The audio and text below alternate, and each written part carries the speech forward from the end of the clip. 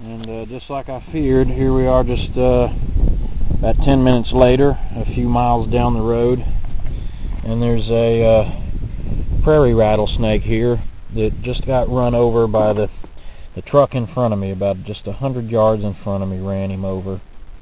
And the poor little guy, he was still coiled up and rattling when I came upon him, and he just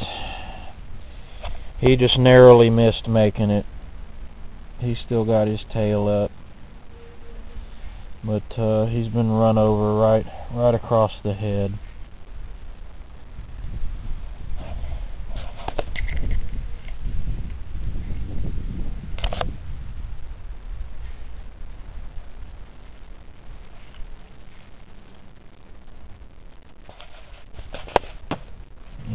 He's torn up pretty good, and so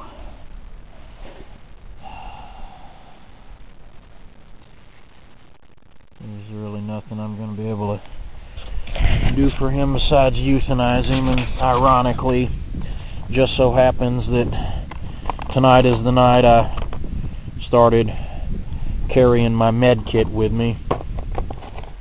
I had it in the truck with me the other night just because I had to go triage an animal for somebody in town, and I brought it in the house, and tonight was really the first night I put it in the truck in anticipation of running across this sort of stuff. And lo and behold, the first night I have it with me, on a just-in-case basis, and I'm going to have to use it. So what I'm going to do for him here is give him some big old dose of lidocaine. You can use lidocaine to euthanize Reptile too. It's actually, I was doing it previously, and then I ran across something in medical literature about that very thing.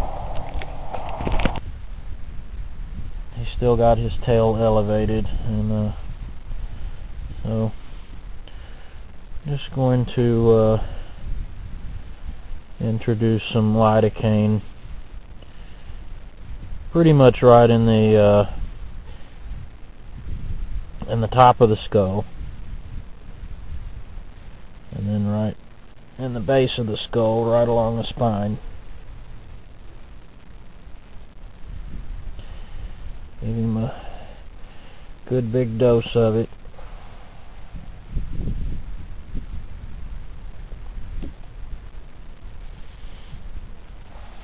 And hopefully he won't be feeling any more pain.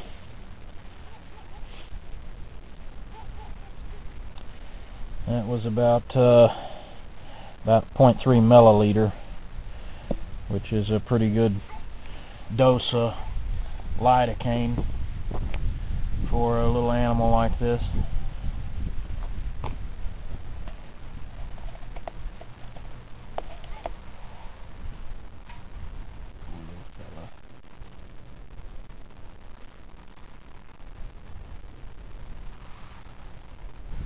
He's still showing some response to stimuli here, and a lot of people falsely believe, well, it's just nerves and they're really dead and all that sort of mess, but no, not so.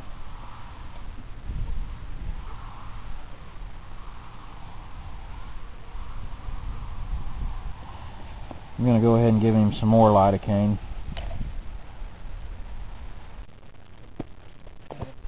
So, got about 0.2 cc of lidocaine here.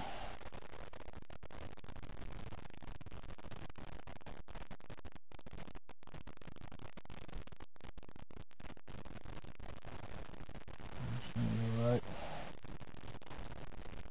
in the top of the skull.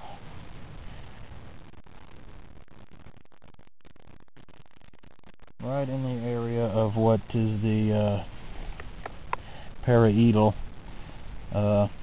gland that would be noticeable in lizards like iguanas.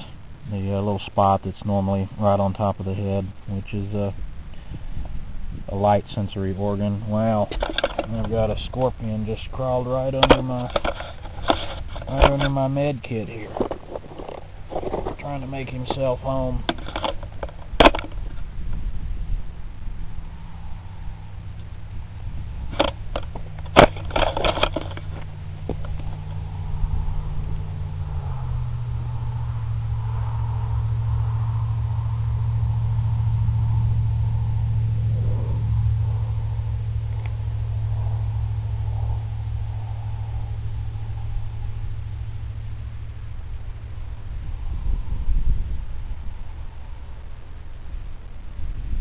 Still somewhat responsive, but less so than before. He's fading fast, and hopefully that'll do the trick. Probably what I'm going to do here as well is quickly mix up a little of the Tricaine here, Tricaine S fish tranquilizer. It's used for fish and amphibians to anesthetize them, tranquilize them if you have to move them, and not stress them. This can also be used in reptiles, intramuscular and intracolemic. So I'm going to mix him up a pretty big dose of this Tricaine too, and give him some of that. And I've got my sodium bicarbonate baking soda. The Tricaine has to be buffered with because it's highly acidic. And although we are euthanizing him, if you inject or if it was an amphibian or a fish, if you were to soak them in the Tricaine without it being buffered with baking soda first for the acidity, then it would cause them pain. Now, to cause anesthesia in a snake, it's indicated at 15 to 30 milligrams per kilogram. But I actually didn't bring my scale with me, so I'm going to have to ballpark it, but I'm giving him a pretty big dose that ought to cover it no problem. He's actually going to need more than that, because we're not just giving him anesthesia. This is going to be to ensure that he's euthanized.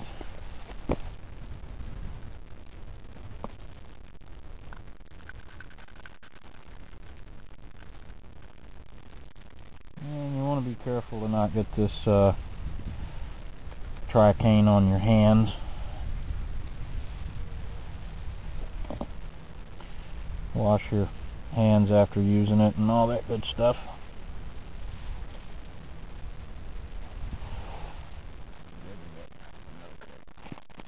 Just checking on the whereabouts of the scorpion here, making sure I didn't step on him in the process.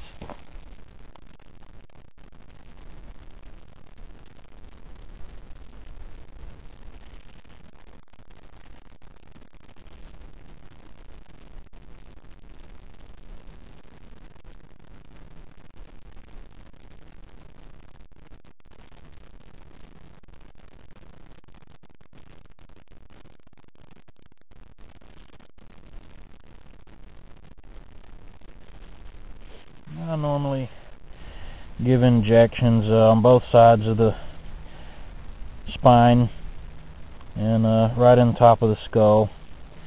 And with a snake here, it's not typically hard to find their heart. You just run your finger down their belly like this, and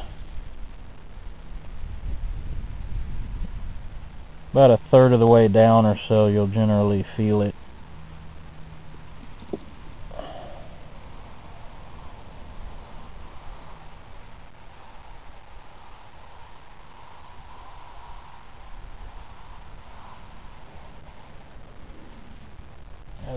trouble finding his because he's a bit busted up internally.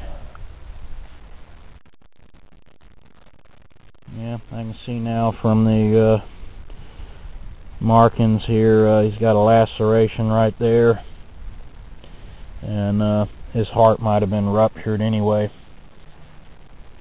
That's probably why I'm having difficulty locating it. So you can run your finger right down their belly scales, and you can feel it, your finger go right over it. It'll be a bump. Or like I'll take the flashlight here at a low angle here, and I can usually see the heart beating, which I'm not.